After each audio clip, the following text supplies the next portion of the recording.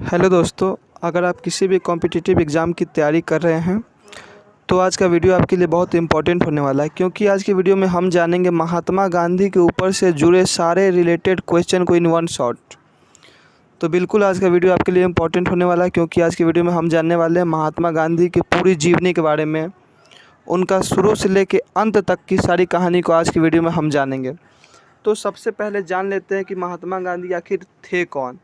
तो देखिए, महात्मा गांधी को हम राष्ट्रपिता कहते हैं, लेकिन क्यों कहते हैं इसकी जानकारी शायद ही किसी को होगी। तो चलिए दोस्तों, वीडियो को स्टार्ट करते हैं। तो देखिए, राष्ट्रपिता महात्मा गांधी का जन्म 2 अक्टूबर 1869 ईस्वी में गुजरात के पोरबंदर नामक स्थान पर हुआ था। जो मैं आपको पॉइंट बता रहा हूँ उसे आप नोट करते चलिएगा। इंग्लैंड में वकालत पास करने के बाद वे भारत आए। फिर उन्होंने 1893 ईस्वी में भारतीयों और अफ्रीकी अश्वेत लोगों पर हो रहे अत्याचार और रंगभेद की नीति के विरुद्ध उन्होंने आंदोलन किया। एक पॉइंट क्लियर है आपको। अगला पॉइंट, गांधी जी ने अंग्रेज़ों के खिलाफ सत्य और अहिंसा की नीति अपनाते हुए भारत को स्वतंत्र कराने में महत्वपूर्ण योगदान दिया। 1917 से 1947 तक के राष्ट्रीय आंदोलन के काल को गांधी युग के नाम से भी जाना जाता है। तो चलिए बताइए, गांधी युग कब से कब तक को जाना जाता है। तो बता दूं आपको, 1917 से लेकर 1947 तक के साल को हम गांधी युग के नाम से भी जानते हैं।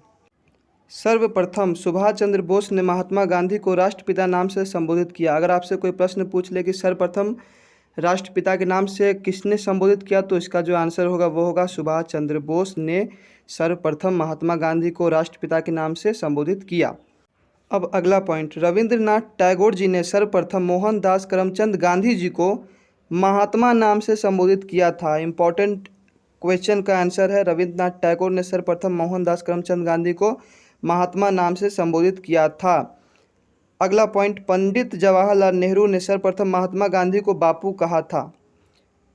अब एक अंग्रेज था जिसका नाम था विंस्टन चर्चिल। उन्होंने सर्वप्रथम महात्मा गांधी जी को अर्धनग्न फ़कीर के नाम से उनका उच्चारण किया था, उनको संबोधित किया था। किन नाम से? अर्धनग्न फ़कीर के नाम से।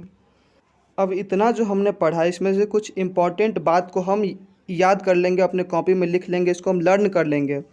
तो महात्मा गांधी का पूरा नाम क्या था? तो उनका पूरा नाम मोहनदास करमचंद गांधी था। पिता का नाम करमचंद गांधी, माता का नाम पुतलीबाई। जन्म कहाँ हुआ था? जन्म उनका पोरबंदर गुजरात में हुआ था। कब हुआ था? तो 2 अक्टूबर 1869 ईस्वी में हुआ था। मृत्यु कब हुआ था? तो मृत्यु उनका 30 जनवरी 1948 को गोडसे ने गोली मार के उनकी हत्या कर दी थी, जब उनकी उम्र 78 वर्ष की थी। महात्मा गांधी की उम्र। पंडित नेहरू ने उस समय कहा था, मेरे जीवन का एक प्रकाश चला गया। जन्म स्थान उनका मैंने बता चुका हूँ, पोरबंदर जिला, काठियावाड़, गुजरात। ये भी आप याद कर लीजिएगा। विवाह 1893 ईस्वी में कस्तूरबा गांधी, जो गांधी जी से 6 महीने की बड़ी थी। ठीक है, ये भी प्रश्न हो सकता है कि गांधी जी से उनकी पत्नी कितनी बड़ी थी, तो उनसे उनकी पत्नी 6 महीने की बड़ी थी। ठीक है। अब प्रश्न है कि महात्मा गांधी जी के कितने पुत्र थे। तो उनके 4 पुत्र थे, जिनका नाम इस प्रकार है, हरिलाल, मनीलाल, रामदास और देवदास। माना जाता है महात्मा गांधी के 5वें पुत्र भी थे, जिनका नाम जमनालाल बजाज था। महात्मा गांधी के राजनीतिक गुरु जो थे वो गोपाल कृष्ण गोखले थे, और जो उनकी प्रमुख शिष्या थी, इंग्लैंड में जन्मी मीरा बेन, जिनका वास्तविक नाम मेनलिव स्टेल था। अब कानून की पढ़ाई के लिए महात्मा गांधी सन 1818 ईस्वी में मुंबई से इंग्लैंड गए। तो इतना प्रश्न आपके सामने क्लियर है। अगर वीडियो भाई पसंद आ रही हो तो वीडियो को जल्दी से लाइक कर दें। चलिए चलते हैं अगले पॉइंट पे। बिल्कुल इसे नोट करते हुए चलिएगा। कानून बैरिस्टर की डिग्री प्राप्त उन्हें 1891 ईस्वी में हुई। अब्दुल्ला के मुकाबले के लिए दक्षिण अफ्रीका गए वो 1893 ईस्वी में। दक्षिण अफ्रीका में नटाल कांग्रेस की स्थापना 1894 ईस्वी में। दक्षिण अफ्रीका में जुलू व बोयर पदक 1899 ईस्वी में। कैसर हिंद प्राप्त उनको हुआ 9 जनवरी 1915 ईस्वी में। डरबन दक्षिण अफ्रीका में फिनिकस आश्रम की स्थापना 2 सितंबर 1904 ईस्वी में। नेटाल इंडियन कांग्रेस की स्थापना 1894 ईस्वी में। सत्याग्रह को प्रथम प्रयोग 1906 ईस्वी में। दक्षिण अफ्रीका में कांग्रेस अधिवेशन में प्रथम बार शामिल 1901 ईस्वी। कोलकाता कांग्रेस अधिवेशन में जेल जीवन का प्रथम अनुभव 1908 ईस्वी में। टॉल्स्टॉय फर्म की स्थापना 30 मई 1910 ईस्वी में। महात्मा गांधी का भारत आगमन जो हुआ वो हुआ 9 जनवरी 1915 ईस्वी। मुंबई में अपोलो बंदरगाह में SS सुदीप जहाज से उतरे। साबरमती आश्रम की स्थापना 17 जून 1917 ईस्वी को। और कांग्रेस अधिवेशन की अध्यक्षता उन्हें मिली 1924 ईस्वी बेलगांव कर्नाटक में। महात्मा गांधी का दक्षिण अफ्रीका में सक्रिय थे। लगभग 21 वर्ष तक वह दक्षिण अफ्रीका में सक्रिय थे। चलिए आगे जानते हैं। उनकी जो आत्मकथा थी वो थे सत्य मेरे प्रयोग, 1925 ईस्वी में उन्होंने लिखी थी।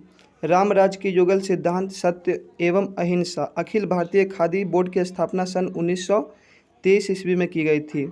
अखिल भारतीय चरखा संघ की स्थापना 23 सितंबर 1925 ईस्वी में। प्रमुख पुस्तकें जो गांधी जी द्वारा लिखी गई है वह कुछ इस प्रकार से हैं। India of my dream, Indian franchise, Anasakti Yoga, Gita Mata, the story of my experiment with truth, आत्मकथा 1921, सप्त महावर्त, हिंद स्वराज या Indian home rule 1909, Gandhi ji की वास्तविक दर्शन का पश्चिमी संस्कृति का विरोध, सुनो विद्यार्थियों। प्रमुख समाचार पत्र इंडियन ओपिनियन 1903 दक्षिण अफ्रीका में, the green pamphlet 14 August 1896 Rajkot, young India 1919 ईस्वी, हरिजन 1932 ईस्वी। गांधी जी के समर्थक जो थे मेन वो थे दार्शनिक अराजकता के। गांधी जी की आर्थिक सिद्धांत पे आधारित है न्यायशीता ट्रस्टशिप थ्योरी, जरूर पढ़िएगा इसे, बहुत अच्छी थ्योरी है।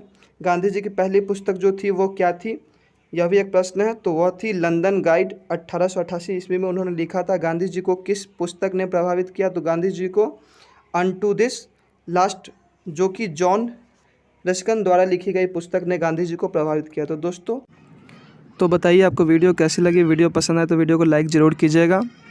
अगर कहीं वीडियो में कोई गलती हो गई हो तो भाई क्षमा कीजिएगा। तो दोस्तों मिलते हैं अगली वीडियो में, जब तक के लिए धन्यवाद। और हाँ, इस पॉइंट को क्लियर रखें, कंसेप्ट अपना क्लियर रखें और अपने एग्ज़ाम की तैयारी में जुटे रहें। सफलता एक दिन ज़रूर मिलेगी।